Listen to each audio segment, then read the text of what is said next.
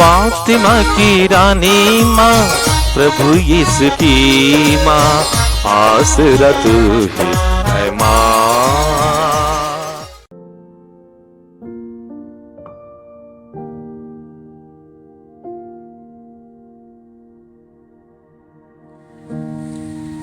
पहला पाठ इब्रानियों के नाम पत्र, अध्याय 5, पद संख्याएं 7 से 9 तक। मसीह ने इस पृथ्वी पर रहते समय पुकार पुकार कर और आंसू बहाकर ईश्वर से, जो उन्हें मृत्यु से बचा सकता था, प्रार्थना और अनुनय विनय की। श्रद्धालुता के कारण उनकी प्रार्थना सुनी गई। ईश्वर का पुत्र होने पर भी उन्होंने दुख सहकर आज्ञा पालन सीख लिया। वह पूर्ण रूप से सिद्ध बनकर उन सबों के लिए अनंत मुक्ति का स्रोत बन गए जो उनकी आज्ञाओं का पालन करते हैं। यह प्रभु की वाणी है। ईश्वर को धन्यवाद। भजन अनुवाक्य। तू दया सागर है, मुझे बचाने की कृपा कर। तू दया सागर है, मुझे बचाने की कृपा कर। हे प्रभु, मैं तेरी शरण आया हूँ, मुझे कभी निराश नहीं होने दे। तू सत्य प्रतिज्ञा है, मेरा उद्धार कर। मेरी सुन और मुझे शीघ्र छुड़ाने की कृपा कर। अनुवाक्य। तू दया सागर है, मुझे बचाने की कृपा कर। तू दया सागर है, मुझे बचाने की कृपा कर। तू मेरे लिए आश्रय की चट्टान और रक्षा का शक्तिशाली गढ़ बन जा, क्योंकि तू ही मेरी चट्टान है, मेरा गढ़। अपने नाम के हेतु तू मेरा पथ प्रदर्शन कर। अनुवाक्य। तू दया सागर है, मुझे बचाने की कृपा कर। तू दया सागर है, मुझे बचाने की कृपा कर। उन्होंने मेरे लिए जो जाल बिछाया है, तू मुझे उससे छुड़ा, क्योंकि तू ही मेरा सहारा है। मैं अपनी आत्मा को तेरे हाथों सौंप देता हूँ। हे प्रभु, तू ही मेरा उद्धार करेगा।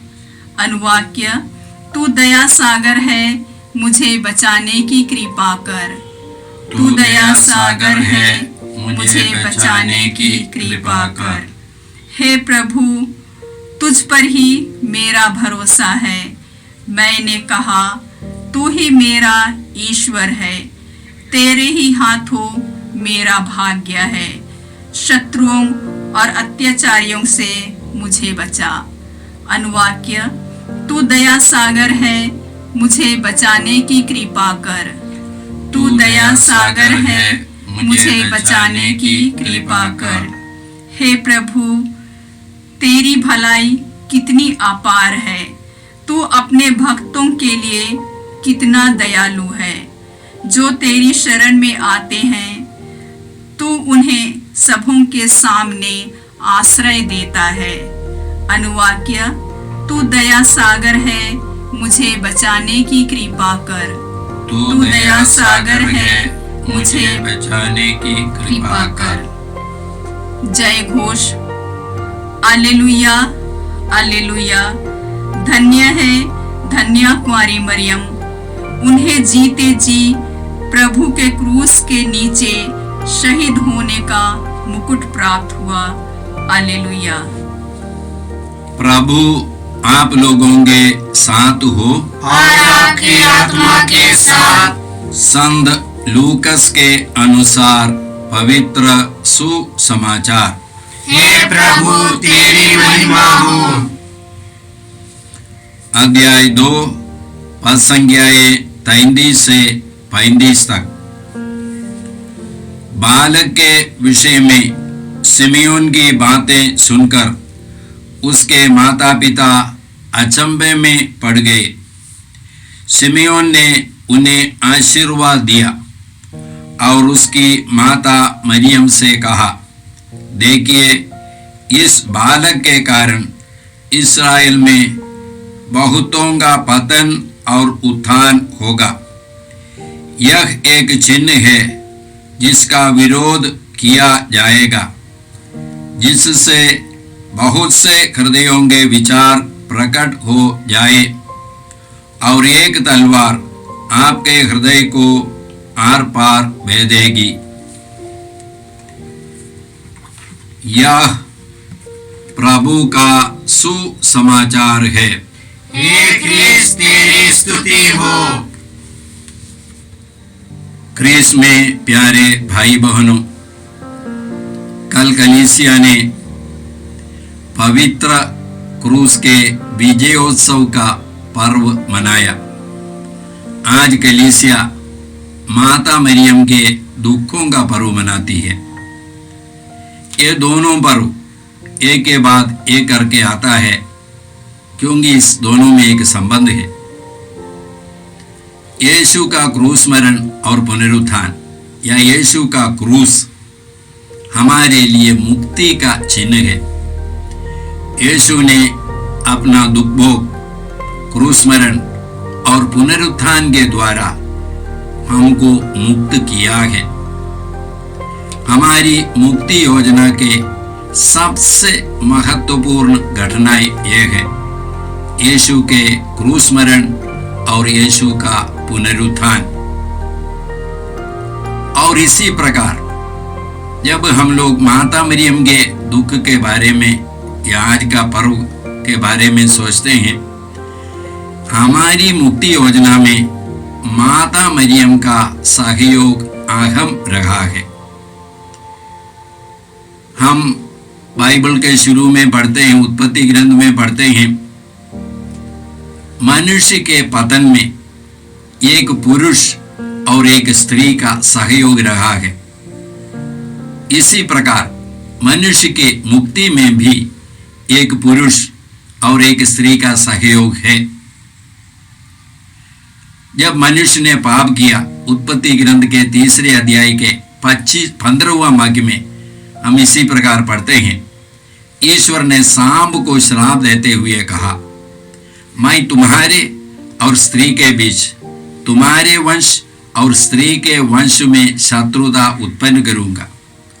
वह तुम्हारा सिर कुचल देगा और तुम उसकी एड़ी काटोगे।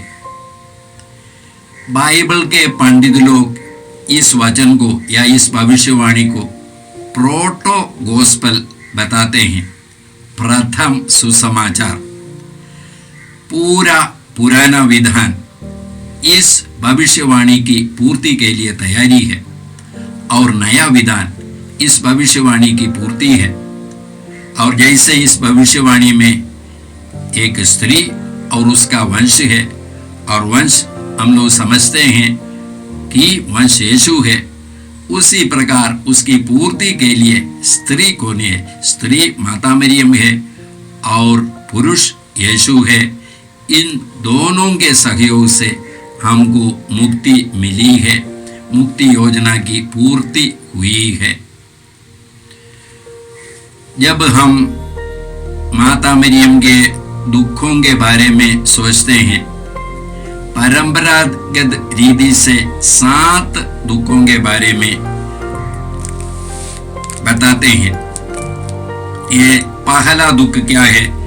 आज के सुसमाचार में हम लोगों ने सुना, सिमियोन ने बालक यीशु को अपने हाथ में लेकर के यीशु के बारे में कहा, और उसके बाद सिमियोन ने माता पिता को आशीर्वाद दिया, और फिर माता मरियम से कहा, क्या कहा? एक तलवार आपके हृदय को आर पार भेदेगी। यही है पहला दुख। और दूसरा दुख क्या है? जब हेरोद राजा बालक यीशु को मार डालने के लिए खोज रहा था और यूसुफ को स्वप्न में संदेश मिला, तो पवित्र परिवार मिस्र की तरफ भाग जाता है। ये दूसरा दुख। तीसरा दुख है, जब यीशु 12 वर्ष के थे, उस समय वे मंदिर में खो गए थे, और 3 दिन की खोज खबर के बाद यीशु को माता मरियम और संत यूसुफ पाते हैं। चौथा दुख है जब यीशु अपना क्रूस ढोकर कालवारी पहाड़ की तरफ जाते हैं। माता मरियम की भेंट यीशु से होती है। पांचवा है जब यीशु क्रूस पर मर जाते हैं, माता मरियम क्रूस के नीचे उपस्थित थी। छठा है यीशु की मृत्यु के बाद पवित्र लाश को माता मरियम के गोद में रखा जाता है। और सातवां है यीशु का दफन। जब हम लोग माता मरियम के दुखों के बारे में, ये 7 घटनाओं के बारे में सोचते हैं, वास्तव में उनका पूरा जीवन दुखमय रहा है। आज के पहला पाठ हम लोगों ने इब्रानियों के नाम ग्रंथ से सुना। इब्रानियों के नाम पत्र 5वां अध्याय के 8वां वाक्य मैं पढ़ करके आपको सुनाता हूं। आज के पाठ से है, ईश्वर का पुत्र होने पर भी उन्होंने दुख सहकर आज्ञा पालन सीखा। यहाँ पर यीशु के दुख के बारे में है, लेकिन माता मरियम के दुख के पर्व में इस पाठ को कलीसिया हम लोगों को सुनाती है, यह समझाने के लिए कि माता मरियम का दुख भी हमारे लिए मुक्तिदायक रहा है। अच्छा, इसमें क्या लिखा है? ईश्वर का पुत्र होने पर भी उन्होंने दुख सहकर आज्ञा पालन सीखा। यीशु ईश्वर के पुत्र थे और यीशु मनुष्य भी थे। यदि कोई भी व्यक्ति एक पवित्र जीवन बिताना चाहते हैं इस पापमय दुनिया में, तो उसको दुख सहना पड़ता है। तो यीशु दुख सह करके आज्ञा पालन सीखा, मतलब ईश्वर की इच्छा को पूरा किया यीशु ने। इसी प्रकार माता मरियम ने भी ईश्वर की इच्छा को पूरा किया है। हम लोग लूकस के सुसमाचार में पढ़ते हैं, जब गब्रियल दूत आकर के यीशु के जन्म के बारे में संदेश देते हैं, तब माता मरियम ने क्या कहा? मैं प्रभु की दासी हूं, तेरा कथन मुझ में पूरा हो जाए। तो माता मरियम ने जीवन भर, उनका दृष्टिकोण यही रहा है, जीवन भर उन्होंने ईश्वर की इच्छा को पूरा किया है। माता मरियम कृपा से परिपूर्ण थी, उनको कृपा के लिए प्रार्थना करने की जरूरत नहीं थी। उन्होंने दुख सहा ताकि हम लोग परिपूर्ण हो जाए। हम संत योहन के सुसमाचार के 17वां अध्याय में इसी प्रकार पढ़ते हैं। वहाँ पर यीशु की प्रार्थना है, महापुरोहित की प्रार्थना जैसे हम समझते हैं। तो यीशु अपने शिष्यों के लिए प्रार्थना करते हैं। 17वां अध्याय का 19वां वाक्य, मैं उनके लिए अपने को समर्पित करता हूँ, जिससे वे भी सत्य की सेवा में समर्पित हो जाए। मैं उनके लिए अपने को समर्पित करता हूँ, जिससे वे भी, माने शिष्य लोग भी, सत्य की सेवा में समर्पित हो जाए। तो यीशु अपने को समर्पित करते हैं, यीशु अपने को दुख सहते हैं। क्या के लिए? ताकि शिष्य लोग समर्पित हो जाए, वे लोग पवित्र हो जाए, वे लोग मुक्ति प्राप्त करें और हम सब लोग भी मुक्ति प्राप्त करें। इसी प्रकार माता मरियम ने भी समर्पित किया है अपने को समर्पित करके ईश्वर की इच्छा पूरी करने के लिए उन्होंने दुख सहा है, और इसके ताकि हम लोग भी समर्पित हो जाए, हम लोग भी पवित्र जीवन बिता सके, हम लोग भी मुक्ति प्राप्त करें। आज का सुसमाचार हम लोगों ने संत लूकस के सुसमाचार के 2 अध्याय से सुना। वहां पर संत यूसुफ और माता मरियम यीशु को मंदिर में समर्पण करने के लिए जाते हैं। उस समय सिमियोन नामक एक भक्त पुरुष पवित्र आत्मा से प्रेरणा पाकर वहां पर आए। उन्होंने यीशु को अपने हाथ में लेकर के इसी प्रकार प्रार्थना की, प्रभु अब अपने वचन के अनुसार अपने दास को शांति में विदा कर दे, क्योंकि मेरी आंखों ने उस मुक्ति को देखा है जिसे तूने सब राष्ट्रों के लिए प्रस्तुत किया है। मेरी आंखों ने उस मुक्ति को देखा है। तो मुक्ति हमारे लिए एक व्यक्ति है, मुक्ति हमारे लिए यीशु है। इस यीशु को हमें देने के लिए या इस यीशु का आगमन इस दुनिया में होने के लिए माता मरियम की भूमिका अहम रही है। ये मुक्ति जो यीशु के द्वारा हमारे जीवन में संपन्न हुआ, इस मुक्ति के लिए भी माता मरियम की भूमिका अहम रही है। माता मरियम हमारी माता है। जैसे हम लोग संत यूहन्ना के सुसमाचार के अंत में पढ़ते हैं, तो यीशु के मृत्यु के समय में यीशु ने अपने उस शिष्य को जिससे वे प्यार करते थे देखा, और देख करके यीशु ने उस शिष्य से कहा, यह तुम्हारी माँ है। और उसके बाद यीशु ने माता मरियम से कहा, यह तुम्हारा पुत्र है। और उस दिन से बाइबल बताता है, उस समय से उस शिष्य ने उसे अपने यहाँ आश्रय दिया। वह शिष्य जो यीशु को जिससे यीशु प्यार करते थे, हम हर एक व्यक्ति को यीशु प्यार करते हैं।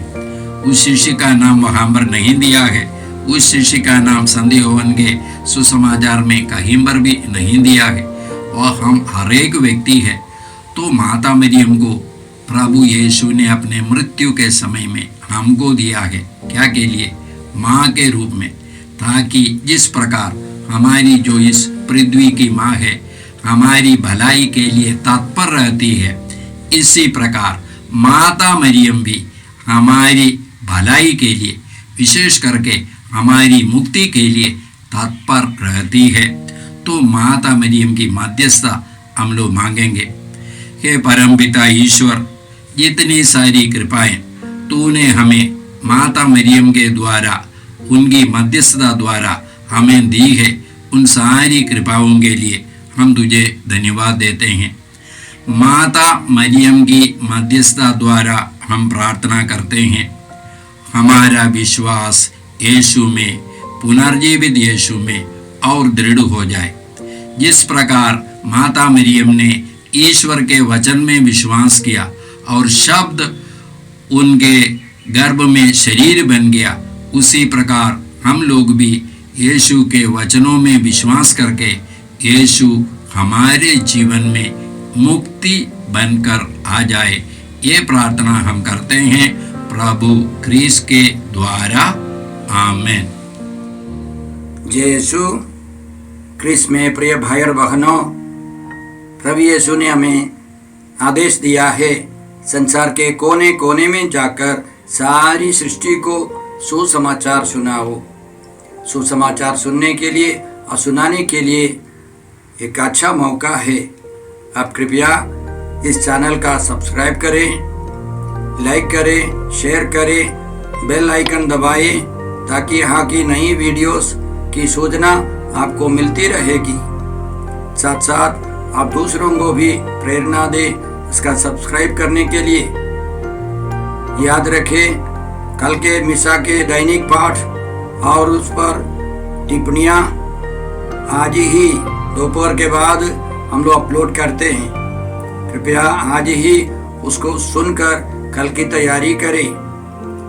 प्रभु यीशु आपको और आपके परिवार को 100 गुनी आशीष देंगे। जय यीशु।